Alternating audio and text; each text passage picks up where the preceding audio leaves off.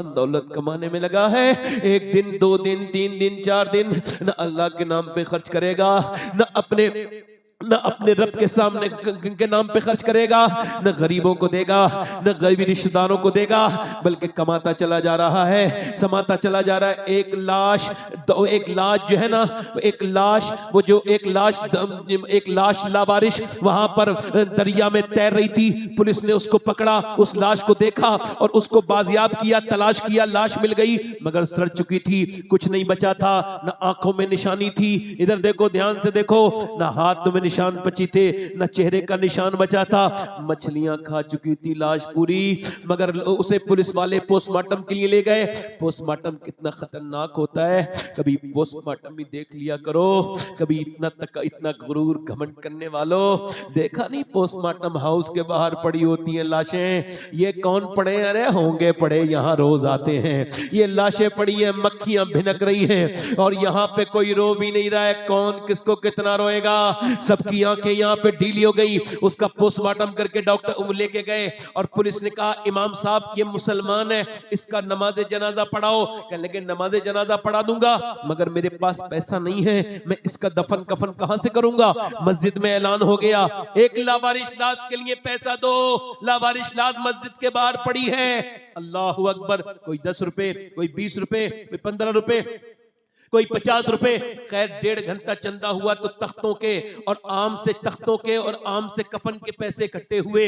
अब जब नमाज जनाजा पढ़ाई, इमाम नहीं रोया, न कब्र में रखा, कोई नहीं रोया, कोई जानता ही नहीं था, किसी का कोई रोना नहीं। मगर 3 महीने के बाद पुलिस आई, कहने लगी जिसका हमने पोस्टमार्टम करवाया था और जिसको तुमने लावारिश समझ के दफन किया, वो उसके अकाउंट में 6 करोड़ रुपया निकला है। वो कई 100 बीघा जमीन का मालिक था, मगर इतना अय्याश हो गया था दौलत के गुरूर में कि वो हुक्का जब पीता था तो पानी से नहीं उसको ताजा करता था, दूध से ताजा करता था।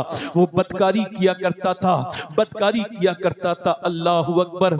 एक बुजुर्ग कहते हैं, एक आदमी को मैंने देखा, उसके हाथ में जो है वो पेशाब की थैली है, पेशाब निकला जाता है। कहते हैं मैंने उसकी मदद की तो उसने मेरी तरफ देख के कहा, सुन मैं तुझको एक बात कह रहा हूं, मैं आज तो बूढ़ा हूं मगर मैं कल जवान था, तुझे बता रहा हूं जिना मत करना। जिना, चूंकि आज जिना की वजह से मैं बिल्कुल बर्बाद हो गया, मेरा घर बिक गया, सब कुछ बर्बाद हो गया और आज मेरा पेशाब रुकता नहीं, मैं हर वक्त नापाक हूं। ऐसा लगता है अल्लाह मुझे माफ नहीं करेगा चूंकि मैं जानी था। अल्लाह फरमाता है, अल्हाकुमुत्तकासुरु हत्ता ज़ुरतुमुल मकाबिर कल्ला सौफा तअलमून सुम्मा कल्ला सौफा तअलमून। अल्लाह फरमाता है तुम्हें गाफिल रखा माल की ज्यादा तलबी ने, यहां तक कि तुमने कब्रों के मुंह देख लिए। हुजूर फरमाते आदम की औलाद को एक जंगल भर के अगर हीरे जवाहर दे दिए जाएं तो उसको पहले ठिकाने लगा के दूसरे जंगल की तलाश करेगा।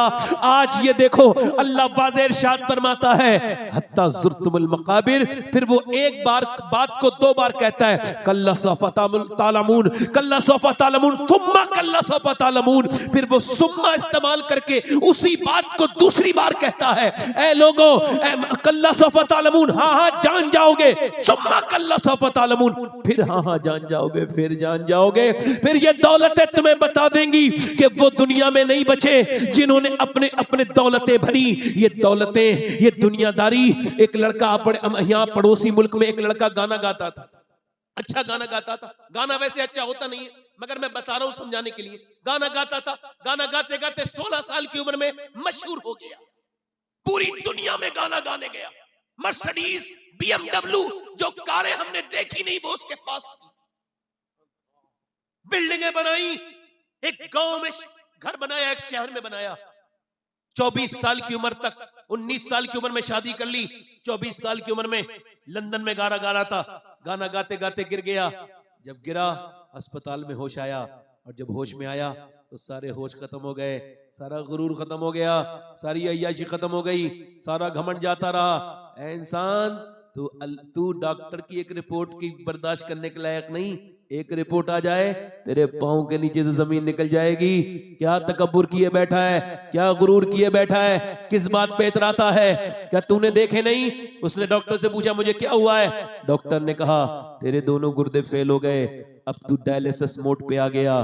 हाय हाय, दोनों गुर्दे जब फेल होते हैं, मैंने कितने मरीजों की लाचारी देखी है। मैं तो अस्पतालों में जाता हूँ, अपने ईमान को ठीक करने के लिए उनको देखता हूँ, अपने अमल को ठीक करने के लिए। एक उत्तराखंड में एक लड़के की नस ऐसे फड़ फड़ फड़ कांप रही थी। मैंने कहा क्या हुआ? कहने लगा मेरे लिए दुआ कर दो, मेरे दोनों गुर्दे खराब हैं। मैंने कहा फिर? कहने लगे मेरे बाप ने सारी जमीन बेच दी, अपने गुर्दे भी दिए मुझे, अब सारी जमीन बेच दी, गुर्दा दिया, और मेरे बाप ने सारा घर बेच दिया, मगर मैं आज बड़ा परेशान, मैं बिल्कुल ठीक नहीं हो पाया, मेरा बाप रोड पर आ गया। आप में से कितने लोग ऐसे बैठे हैं जिन्होंने 2 रकात नमाज पढ़ी हो? या अल्लाह तेरा शुक्र है कि मेरे गुर्दे खराब नहीं हुए। इधर देखो, कभी अल्लाह की नेमतों का भी तो इतराफ करो, कभी सोचो तो तुम कितने मालदार हो कि तुम्हारे दोनों गुर्दे काम कर रहे हैं। अस्पतालों में देखो जिनके गुर्दे खराब हैं, उनकी देखो जाके डायलिसिस होता है, एक महीने में पूरा खून 4 बार निकाला जाता है। कितनी बार बोलो? 4 बार निकाला जाता है। और जिसके डायलिसिस होता है, सैयद साहब उसकी क्या जिंदगी है, उसकी क्या जिंदगी है। एक आदमी ने मुझे कश्मीर से टेलीफोन किया, कहने लगे हम आपकी, मेरी तरफ देखें, आप मेरी तरफ देखें, मैं वैसे थोड़ा सा परेशान हूं, आप मेरी तरफ देखें, जिनको आना होगा वो आके बैठ जाएंगे, आप मेरी तरफ देखें। ये कोई तमाशा माशा नहीं है मेरे दोस्त, ये दुनिया ना ना ना। इकबाल कहता है हर एक मकाम से आगे मकाम है तेरा, हयात ज़ौक़े सफर के सिवा कुछ और नहीं, कुछ और नहीं। कितने मर गए? तो उसने टेलीफोन किया कश्मीर से, कहने लगे हम आपकी तकरीर सुनना चाहते हैं। मैंने कहा मेरे पास वक्त नहीं। कहने लगे आपके पास तो वक्त होगा, मगर जो आपकी तकरीर सुनना चाहता है उसके पास वक्त नहीं है। क्या हुआ? लगे उसको कैंसर है। मैं चला गया, मैं उसके घर गया तकरीर करके, मैंने पूछा क्या हाल है भाई सलीम भाई? उसने मेरी पूरी तकरीर सुनी थी। कहने लगा अल्लाह का शुक्र है। मैंने कहा मैंने सुना है आपको कैंसर है। कहने लगे कैंसर की वजह से तो अल्लाह का शुक्र है। मैंने कहा क्यों? कहने लगे अल्लाह का करम यह है कि मैं बीमारी से नहीं मरा, ऐसी अचानक वाली से अटैक नहीं आया, मेरा एक्सीडेंट नहीं हुआ। 2 महीने पहले डॉक्टरों ने मुझे बता दिया कि तुझे मरना है। तो मैं समझता हूँ अल्लाह ने मुझे मौका दिया है तौबा करने का। तो मैं अब रात को जब अल्लाह के सामने सर झुकाता हूँ तो रोने लगता हूँ और कहता हूँ मालिक मैं एक अंधेरी एक कमरे में भी नहीं रह सकता, अंधेरी कब्र में कैसे रहूंगा? ऊपर से तख्ते, उसके ऊपर से मिट्टी और वो अंधेरी कब्र है। ये जो तकरीर कर रहा है ये भी कब्र में जाएगा, ये जो सुन रहे हैं ये भी जाएंगे, ये जो जिनको डर नहीं लग रहा है ये भी जाएंगे। मेरे नबी करीम ने एक जगह, मेरे आका ने इस्तिंजा फरमाया और मेरे नबी पाक ने इस्तिंजा करने के बाद, फरागत हासिल करने के बाद हुजूर ने वुजू करना था। 12-13 कदम ध्यान से सुनना, पानी था। नबी ने वहीं पे मिट्टी से तयम्मुम कर लिया। हजरत अब्बास अर्ज करते हैं या रसूल अल्लाह सामने मिट्टी है, सामने पानी है, फिर भी आपने तयम्मुम किया, हिकमत समझ नहीं आई? पानी नहीं होता है तभी तो तयम्मुम किया जाता है। तो मेरे हुजूर ने फरमाया मेरे चचा मुझे उस पानी तक पहुंचने की उम्मीद नहीं है और मैं अल्लाह की बारगाह में बेवुजू हाजिर नहीं होना चाहता, बेवुजू हाजिर नहीं होना चाहता। अल्लाह अकबर।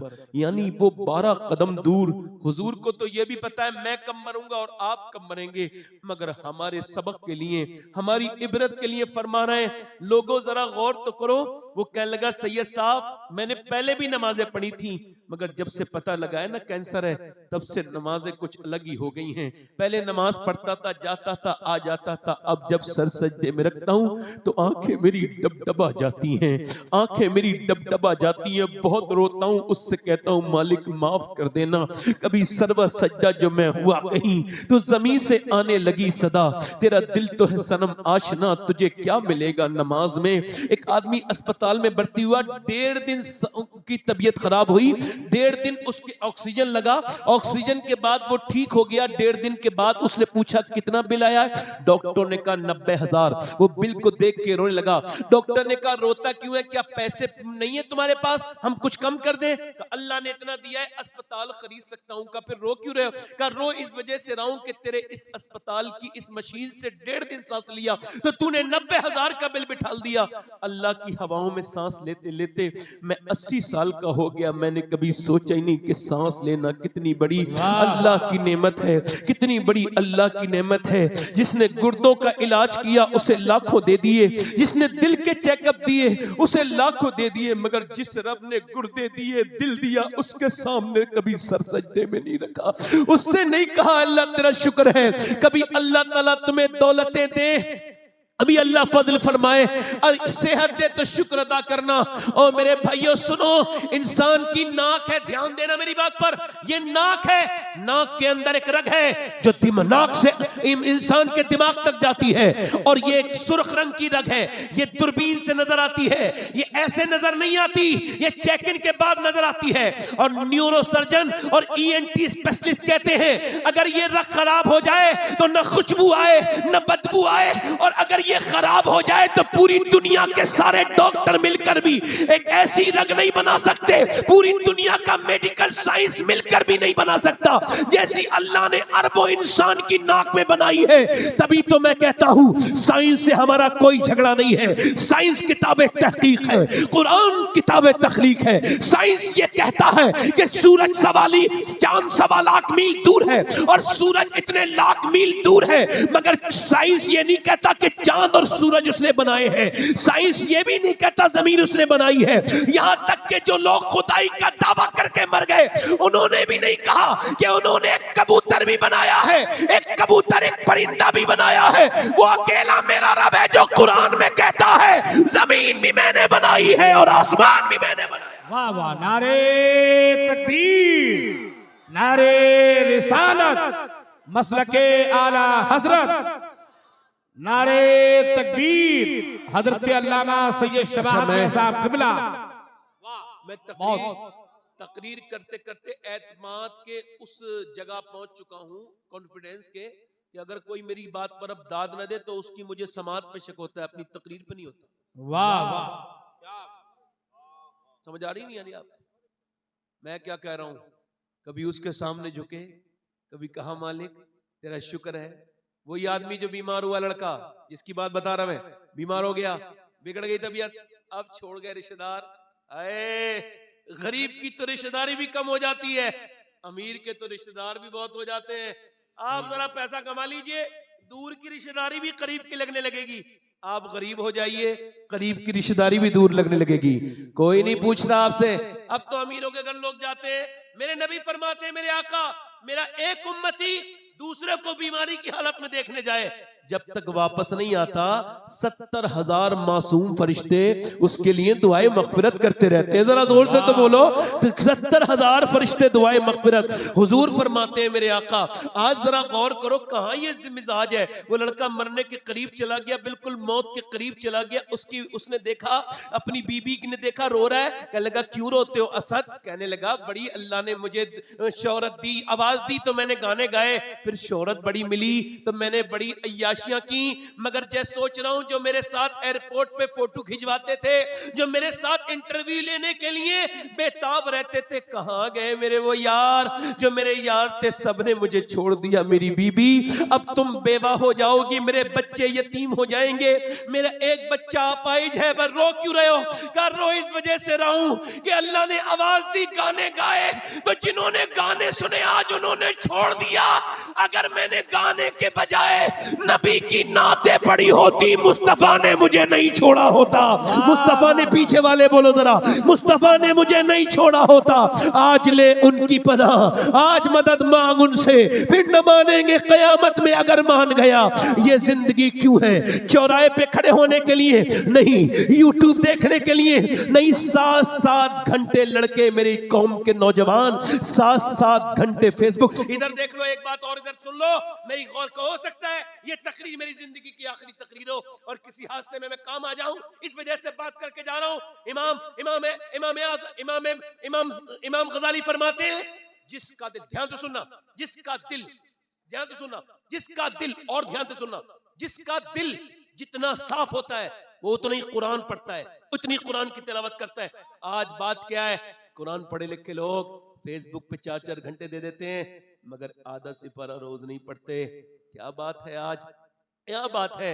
जिसका दिल जितना साफ, इमाम आजम अबू हनीफा एक कुरान सुबह से शाम तक पढ़ते थे, एक शाम से सुबह तक, यानी एक महीने में इमाम आजम कितना कुरान पढ़ते थे? 60 कुरान। जोर से बोलो कितना? 60। गौसुल आजम 60 कुरान, इमाम शाफई 60 कुरान पढ़ते थे। जिसका आज क्या बात है मेरे दोस्त, तुझे यूट्यूब पे मजा आ रहा है, आज जो लड़के फारिग हो रहे हैं उनसे भी गुजारिश करता हूं, और जो कुरान के पढ़ने वाले हैं उनसे भी गुजारिश करता हूं, कहीं ऐसा तो नहीं कि तुम्हारे ईमान बिल्कुल कमजोर हो गए हो, जो कुरान को आज तौफीक नहीं होती। हमारे दिलों को क्या हो गया कि हम कुरान नहीं पढ़ते। इधर देखो, मैं इतना तवज्जो करो, वो लड़का मरने के करीब चला गया, तो मैं पूछना चाहता हूं ये जिंदगी क्यों दी गई है? कभी 10 अरब रुपए लेके जाना, कितने 10 अरब, 10 खरब, जितने चाहे लेके चले जाना। कोई मर गया हो, उसकी चारपाई के बराबर में नोट रख देना और कहना भाई बोल क्या ख्याल है, उठ जा जरा, और ये पैसे ले ले, 10 मिनट मुझसे बात कर ले। बात करेगा? बोलो, बात करेगा? नहीं करेगा ना।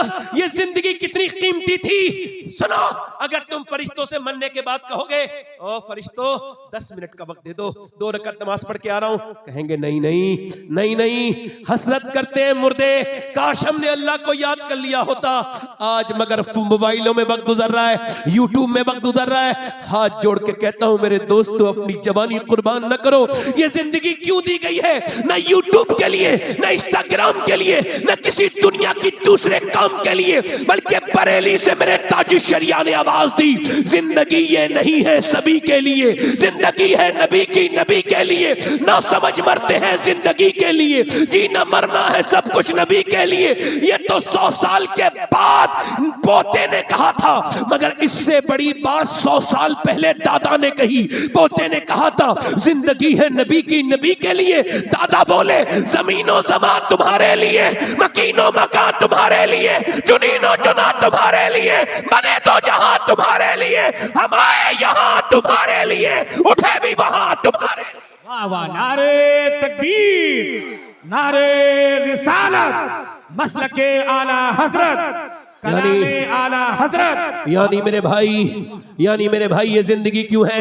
ये जिंदगी नबी के लिए। वाह वाह वाह, उठना नबी के लिए, बैठना नबी के लिए, चलना नबी के लिए। इधर देखो, इधर देखो, मैं एक बात कह रहा हूं, असली तालीम जरूरी है।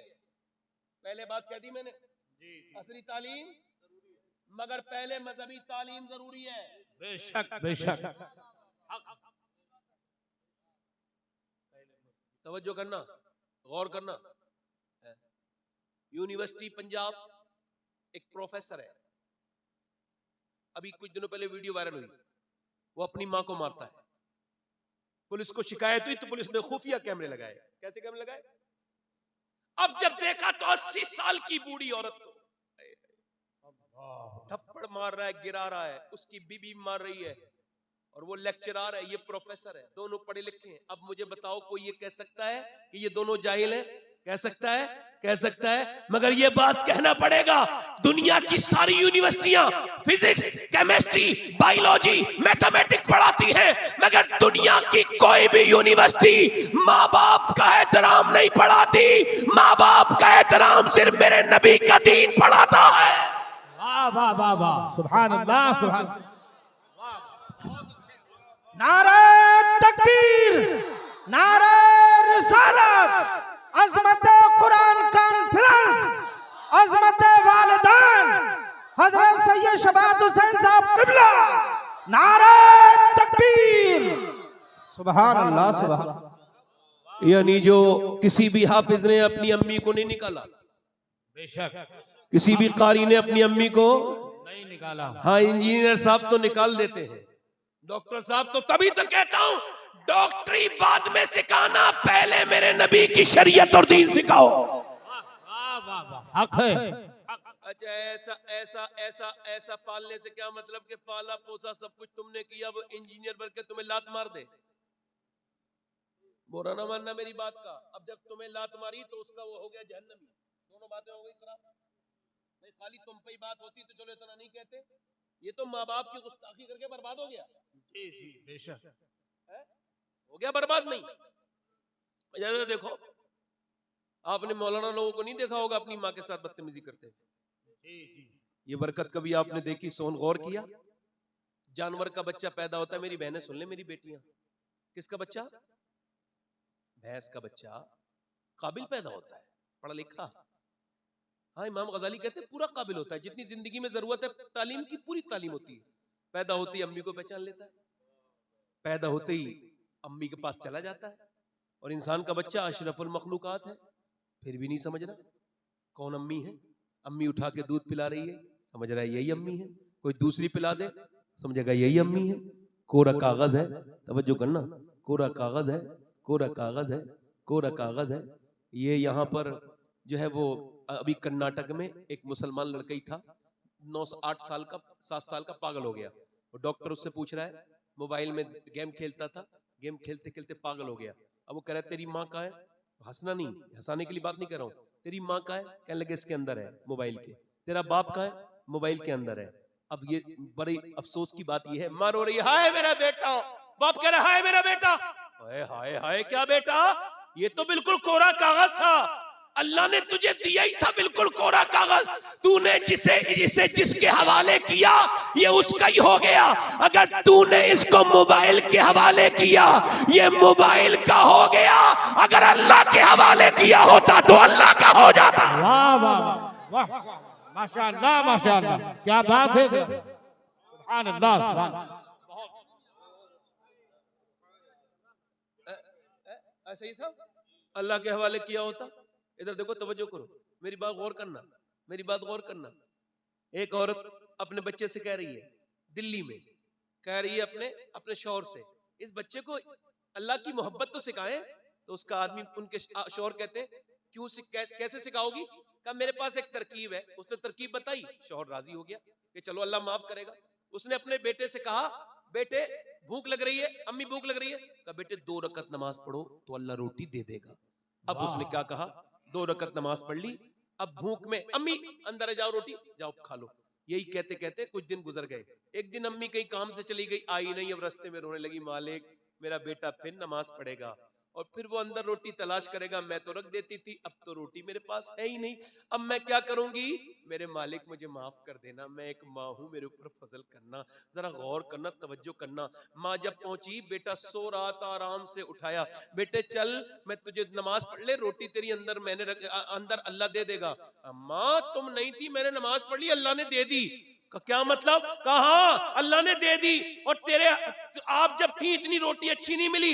आज जो रोटी खाई है अम्मा, उसका तो मजा ऐसा है मैं एकदम सो गया, ऐसी रोटी मैंने कभी खाई नहीं थी। माँ रोने लगी, कहने लगी अल्लाह तेरा शुक्र है। और सुनो, हिंदी में रोटी को कहते हैं काकी। उसी बच्चे का नाम कुतुबुद्दीन बख्तियार काकी है, जिसकी माँ ने उसको। क्या बात है, नारे तकबीर, नारे रिसालत, मसलके आला हजरत, औलिया अल्लाह जिंदाबाद। तवज्जो तवज्जो। अब अगर बच्चा बच्चा इधर देखो, अगर सुबह सुबह माँ कुरान की आवाज पहले आती थी ना, हाय हाय, अब तो कोई फजर में नहीं होता ना। पहले हमने, जब मैं छोटा था, मेरी आंख खुलती थी फजर में, तो मैं अपनी माँ की जबान से कुरान सुनता था। आज तक किसी कारी की आवाज उतनी अच्छी नहीं लगी जितनी बचपन में अपनी माँ की आवाज अच्छी लगी। वाह वाह, सुभान अल्लाह। वो मेरी पालने वाली मेरी माँ। हाय, मैं कहता हूँ मुझ पे अगर किसी का एहसान है, ये जिंदगी अगर किसी की गुलामी कर सकती है तो वो माँ बाप है। हजरते मालिक बिन दीनार कहते हैं, ध्यान से सुनना मेरे दोस्तों और सांसें रोक लेना, जिस की आखिरी हिचकी है, गौर से सुन, जिंदगी भर का खुलासा इसी आवाज में है। मालिक बिन दीनार कहते हैं, हज करने गया, मिना में सर मुंडा के हज पूरा करके दुआ कर रहे थे अल्लाह हज कबूल कर ले, सबके यही ख्याल होता है हज उनका कबूल हो जाए। तो कहते हैं मैं सो गया तो ख्वाब में हातिफे गैबी से आवाज आई, अल्लाह ने सबके हज कबूल कर लिए, मगर एक शख्स है उसका नाम है मोहम्मद बिन हारून बल्कि, अल्लाह ने उसका हज कबूल नहीं किया। अल्लाह के रसूल सल्लल्लाहु अलैहि वसल्लम से पूछा गया, या रसूल अल्लाह क़यामत कब आएगी? क़यामत? तो हुजूर ने फरमाया जब लोग अपने माँ बाप की बेइज्जती करना शुरू कर देंगे तो क़यामत आ जाएगी। जब माएँ अपने बच्चों से डरने लगे बात करते वक्त के कहीं जवाब न दे दे मेरा बेटा, जब माँ डरने लगे अपनी बेटी से कि बेटी मुझे बदतमीजी न कर दे, जब बाप अपने बेटे से डरे कहीं जवान हो गया है मुझ पे हाथ ना उठा दे। शाह अहमद नूरानी रहमतुल्लाह अलैह बहुत बड़े आलिम दीन गुजरे, लंदन में माँ की अजमत पे तकरीर करके बाहर निकले तो उनसे अंग्रेज ने सवाल किया कि मैंने सुना है आप इस उम्र में भी अपनी अम्मी को अपने साथ रखते हैं, तो आपकी उस वक्त भी दाढ़ी हल्की हल्की सफेद हो रही थी। रो के बोले यार तुमने क्या उल्टी बात कह दी, मैं अभी इतना बड़ा नहीं हुआ जो अपनी माँ को अपने साथ रखूं, आज भी मैं अपनी माँ के कदमों में रहता हूं, मेरी माँ मुझे रखती है। वाह वाह, आपने अपनी अम्मी को हज करा दिया, आप पागल हो क्या, दिमाग खराब है, आप कैसी बात करते हो? अम्मी को आपने हज नहीं कराया है, अम्मी की दुआओं से आपका भी हज हुआ है और अम्मी की बरकत से ही आप काबे गए। आला हजरत रदी अल्लाह तआला अन्हु फरमाते हैं कि मैं अपने सारे पैसे अपनी अम्मी को दे देता था और बाद में खर्चे के लिए अम्मी से ही मांगता था। जरा जोर से तो बोलो सुभान अल्लाह, सुभान अल्लाह, जोर से तो बोलो यार। हाय हाय हाय हाय हाय हाय। वो कहते हैं मैं आवाज क्या आई ख्वाब में, एक आदमी का हज कबूल, पूरा मजमा बोले किसका नाम है? मोहम्मद बिन हारून बल्खी। कहते बलख दूर नहीं था, बलख के लोग कैंप बराबर में थे, मैं पहुंच गया बल्खियों में, मैं कहा तुम्हारे यहाँ मोहम्मद बिन हारून कौन है? कहने लगे वो सबसे नेक अल्लाह वाला, वो जो नमाज पढ़ रहा है वही मोहम्मद बिन हारून बल्खी है। कहते मैं वहां गया और मैंने जाकर के वहां देखा अल्लाह वाला आदमी था कोई, कहते सब कुछ अल्लाह के नाम पे दे चुका है, हर साल हज को आता है। कहते मैं उसके जाके बैठ गया, उसने सलाम फेरने के बाद कहा अस्सलाम वालेकुम मालिक बिन दीनार। मैंने कहा आप मुझे जानते हैं? कहा मैं तो ये भी जानता हूँ आप क्यों आए हो। क्यों आया हूँ? कहा ये बताने आए हो कि मेरा हज कबूल नहीं हुआ। कहा क्यों? कहा इस वजह से कि मैं आज 24 साल से हज करने आ रहा हूँ, एहराम बांध के काबे में जाता हूँ और काबा को देख के रोता हूँ। पहले लोग रोते थे, काबे को देख के समझते थे यार हम काबे में आ गए, कहाँ हम और कहाँ हरम, हरम की जमीन गौसुल आजम चल रहे हैं, कंकरी उठा रहे हैं मक्के की, मेरे शेख अब्दुल कादिर जिलानी चूम रहे हैं। किसी ने पूछा है गौसुल आजम ये आप कंकरी क्यों चूमते हैं मक्के की? फरमाने लगे मेरे नाना 53 साल इस पे चले हैं, क्या पता कौन सी कंकरी को नाना के पांव से निस्बत हासिल हो गई हो। सुभान अल्लाह, हरम की जमीन और कदम रख के चलना, काबे में रोना चाहिए था। ए बदतमीज हुल्लड़बाजी करने वाले, बदतमीज ये बेगैरत फोटो खींचने वाले, मेरा बस चले इन बेगैरतों को बीवियों के साथ फोटो खींच रहे काबे में। यार अस्तगफुरुल्लाह, वो कोई ताजमहल है, कोई घूमने की जगह है, वो तो गुनाह माफ करने की जगह थी, वो तो रोने की जगह थी। मगर हाय हाय इन जलीलों ने क्या हाल कर दिया हरम का, दिल अंदर से रोता है। क्या हाल, मेरे नबी ने फरमाया जब तक मेरी उम्मत हरम का एहतराम करेगी वो भी एहतराम वाली रहेगी, मोहतरम रहेगी, और जब हरम की वो बेहुरमती करेगी जलील हो जाएगी, ख्वार हो जाएगी। वो कहता है मैं काबे में जाता हूँ, फिर इस्तलाम करता हूँ यानी हजरे अज़मत को चूमता हूँ। कहते फिर उसके बाद तवाफ करता हूँ, रुकने यमानी पर, रुकने शामी पर दुआएं करता हूँ, मुल्तजिम पर। मैं उसके बाद जो है वो हतीम में दुआएं करता हूँ और फिर सातों चक्कर करके फिर मिना मैं जो है वो उसके बाद सफा मरवा दौड़ता हूँ। फिर मैं अपना एहराम बांधता हूँ 8वीं जिलहिज्जा को, हज के लिए जाता हूँ। कहाँ पे? मिना। मिना के कैंप में पूरे दिन दुआएं करता हूँ, खूब रोता हूँ। कहते हैं फिर अरफात के मैदान, अरफात का मैदान कौन सी जगह है? जहाँ हजरत आदम की दुआ कबूल हुई थी, जहाँ हज होता है, वहां जाए बगैर हज नहीं हो सकता। उधर को नमी जिलहिज्जा को, अगर उधर को जो है वो परिंदे भी गुजर जाएं तो उलमा लिखते हैं वो भी हाजी हो जाते हैं। नमी जिलहिज्जा को कहते हैं वहां दुआ मांगना सुन्नत है, और सर पे कुछ होता नहीं चुके एहराम में होता है बंदा, और धूप होती है बड़ी सख्त। मैंने जब 2017 में पहले हज पे गया था तो आधा घंटे दुआ मांगी थी। दूसरी मर्तबा 19 में अल्हम्दुलिल्लाह मैं गया तो हम सब लोग दुआ मांग रहे थे, 45 मिनट में चक्कर सबको आने लगे। मगर आपको बताऊं हजरत अबू हुरैरा कहते हैं हुजूर ने जब दुआ मांगी ना उसी जगह पे ऊंटनी पर बैठ के, तो हुजूर ने ऐसे हाथ उठाए और धूप में मेरे नबी दुआ कर रहे थे। किसके लिए? अपने घर वालों के लिए नहीं, ये जो पलिया में बैठे इनके लिए, ये जो तकरीर कर रहा है इसके लिए, ये जो मिंबर पे बैठे इन सब के लिए। और कितनी देर? तकरीबन 6 घंटे लगातार। या अल्लाह मेरी उम्मत को बख्श दे, या अल्लाह मेरी, ऐसे करके हाथ हुजूर ने अपने सीने पे लगाए और फिर हुजूर रोए। अल्लाह अकबर। वो कहता है अरफात के मैदान में दुआएं मांगता हूँ, उसके बाद मैं असर पढ़ के मुजदलिफा चला जाता हूँ, मुजदलिफा में मैं कंकरी बीनता हूँ और वहां पे मगरिब इशा मिला के पढ़ता हूँ, फिर मैं चला जाता हूँ फजर से पहले मिना में जाने के बाद मैं कंकरी मारने जाता हूँ, मैं रमी करने जाता हूँ जमरात पर, और रमी करने के बाद फिर मैं आता हूँ वापस और फिर काबे जाता हूँ, काबे में तवाफ करता हूँ, फिर सही करता हूँ, सफा मरवा दौड़ता हूँ, और फिर उसके बाद मैं मिना आता हूँ, बाल मुंडवाता हूँ, और बाल मुंडवाने के बाद दुआ कर रहा होता हूँ। तब कोई अल्लाह का वली आता है और कहता है तेरा अल्लाह ने हज कबूल नहीं किया। कहते 24 साल हो गए मुझे हज करते हुए, हर साल कोई आके कहता है तेरा हज कबूल। क्यों? कहने लगा मैं अपनी माँ का गुस्ताख हूं, मैं अपनी माँ का